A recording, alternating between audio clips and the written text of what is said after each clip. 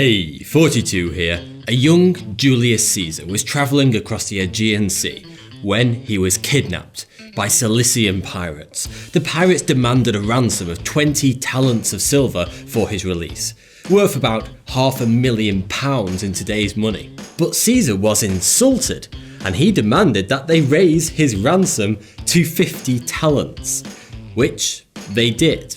The entire time he was held captive, Julius refused to accept that he was a prisoner, and instead acted as though he was in charge and the crew were his subordinates. Caesar would order them around from within his cell and demand things such as no noise to be made or musical instruments to be played whilst he is sleeping. He spent most of his time in captivity writing poems and speeches and then demanding that the pirates listen to him recite them, which strangely they did.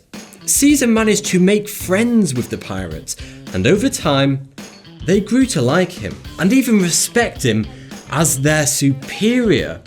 He would play games and drink with his captors and participated in their daily exercises.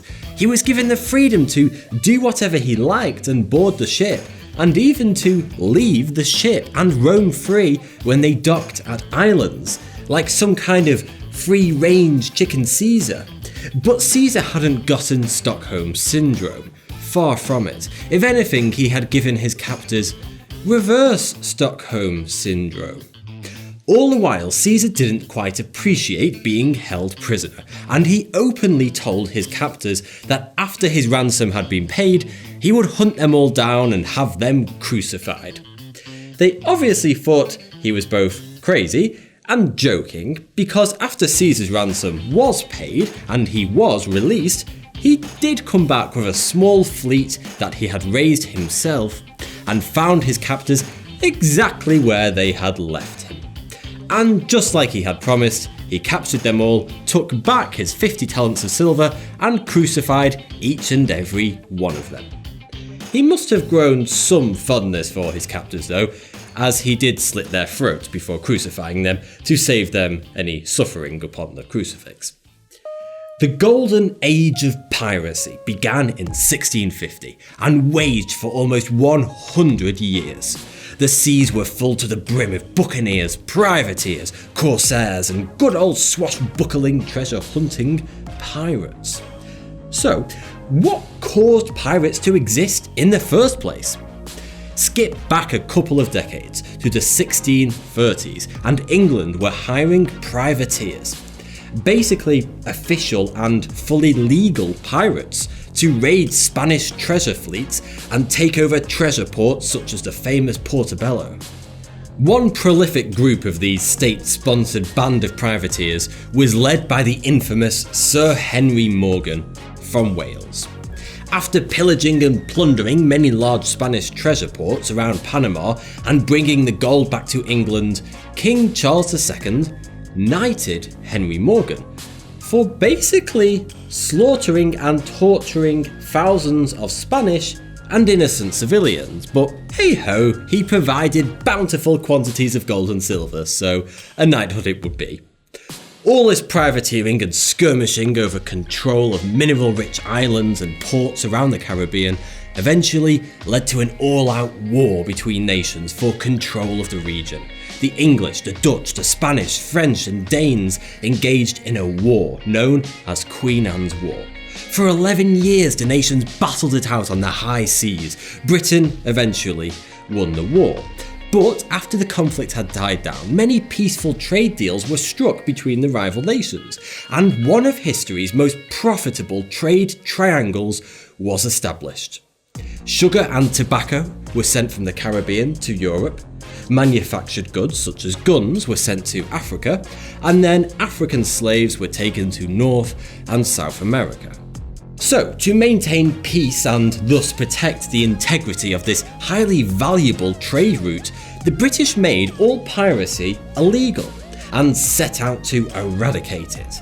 Any pirates caught would be hanged and displayed in the town's harbour, so that nearby and visiting pirates could see what the consequences of their actions could be. But despite the British and every other nation's efforts to eradicate, the very profession that they had supported in the first place, as it usually does, quite the opposite happened. Over the next 100 years, piracy would be at its highest rates in all of history, as the world entered the golden age of piracy. You see, during Queen Anne's War, thousands of soldiers from all 5 nations had over a decade of practice fighting at sea, learning all the necessary skills to be really effective pirates. But when the war ended, all of these soldiers were out of a job overnight. With nowhere else to find work, the majority of them turned to piracy and a life on the high seas as a way to make ends meet. And so a huge influx of pirates were unleashed upon the Caribbean overnight. But among these ex-soldiers was one man so fierce, so unstoppable, a man that struck so much fear into the hearts and minds of his foes that rumours portrayed him as the very devil himself. The Spanish called him El Gran Diablo, the Great Devil. Some say that any man who saw his ship on the horizon wouldn't live to tell the tale. But then where did the rumours come from, I wonder? His name was Edward Teach, but he was far better known as Blackbeard. After the war, he gathered together a crew in the pirate haven of Nassau, and he set out to steal ships, treasure, and strengthen his crew. Early on his voyages, he captured a huge French merchant ship. He attached 40 cannons to it and renamed it Queen Anne's Revenge, adorning it with his signature flag, a horned skeleton spearing a heart. It was one of the largest and most powerful warships in the Caribbean. He then terrorised the seas for 2 years, which for a pirate isn't so bad. During these years, he made an absolute fortune at sea. Blackbeard was an absolute master of fear.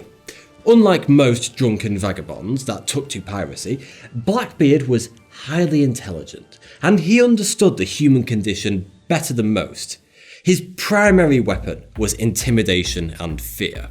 He would stick 2 fuses in his big black beard and set them alight before attacking another ship. This would emit a cloud of smoke that would engulf his face with his large, piercing eyes and scruffy beard and hair. It was very easy to see why most ships just chose to surrender at the very sight of him. Blackbeard met his end like a true pirate. The British eventually grew tired of his escapades, and they sent out a Royal Navy fleet to capture Blackbeard, dead or alive.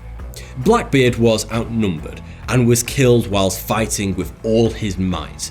The British sailed back with Blackbeard's head mounted at the tip of the ship's bowsprit. Blackbeard has since enjoyed a fierce reputation within history and popular fiction, and whilst he is the most infamous figure from the golden age of piracy, he was far from the most successful and arguably not the most badass. That honour goes to a female Chinese pirate who ruled the 7 seas with an iron grip and a tenacity that history's most infamous dictators would be proud of. Introducing Ching She. She was born in 1775, and in her early 20s she was a humble prostitute. But at 26, she married Zheng Yi, a notorious pirate who ran one of the most powerful pirate fleets in the region, the Red Flag Fleet, which was essentially a coalition between some of China's most powerful pirate fleets. But in 1807, Xi's husband, Zheng Yi, died during a storm in Vietnam, although there was some suspicion that Xi may or may not have murdered him. Ching She saw her opportunity and quickly started to befriend and make connections with the most powerful members of the Red Flag Fleet. She orchestrated all sorts of underhanded deals with the goal of gaining support for her leadership. Being a woman, she was surely fighting an uphill battle, but her hard work paid off, and the crew voted her in as their new captain. But she knew very well that being a female pirate, she would never be taken quite as serious as the former captain, her now deceased husband. She suspected that sooner or later, the entirely male membership of the Red Flag Fleet, over 20,000 pirates, would grow tired of being ordered around by a woman and seek to disenfranchise her leadership. So she made sure there would be never any chance of that happening, and she knew exactly what to do. She wrote a code of law, a long list of crimes and their associated punishments, and boy were they strict. If any crew members disobeyed orders, they would be decapitated on the spot. And if anyone gave orders to another person that didn't come directly from Ching She herself, they would be decapitated on the spot. If a member of crew raped a female captive, he would be decapitated. But if he had consensual sex with the captive, they would both be decapitated. In fact, under her command, male crew members were only allowed to be intimate with a woman if he had first paid for her and then married her, which is a really strange way of looking at things. Speaking of buying wives, as we often do on this channel, according to She's code of laws, when new female captives are acquired from captured ships, the ugly ones are to be released, and the most attractive females were allowed to be purchased by the crew. But her totally bizarre set of rules did create a ruthless efficiency among her crew and earned her respect. Ching She has often been called the most successful pirate who ever lived. And there's no doubting that. At her prime, she commanded an armada of over 80,000 pirates and 1,800 ships. That's just outrageous, especially when compared to Blackbeard, who commanded just 4 ships and 300 men. No foe ever faced Ching She's huge pirate army and lived to tell the tale. Using a combination of ruthless discipline, efficiency, and sheer numbers, her naval army was absolutely formidable. She had spies all over the mainland as well, and she forced farmers to pay her taxes. She basically controlled the seas around Southeast Asia. Any merchant vessel entering the waters within her dominion would have to pay a protection fee to Ching She. If they didn't, then she set her pirates loose on their ship. To put an end to her reign of terror, the Qing dynasty itself, at the order of the emperor, sent out China's imperial fleet to try and put a stop to her. They were embarrassingly unsuccessful. So, the emperor instead turned to England and Portugal for help, whom at the time had the 2 strongest navies in the world. He begged them to help him eradicate this unstoppable pirate woman and her ever-growing army. So England and Portugal did both send out modest fleets to wage war against Ching She. Guess what? They failed. But luckily for the Emperor of China, she eventually grew weary of a life of piracy and made a deal with the Qing dynasty that she could retire with impunity. All her past crimes were forgiven, and she got to keep all the stolen wealth that she had accumulated. And to top it all off, she would be given noble status in China, which at the time meant you were immune to a whole bunch of laws.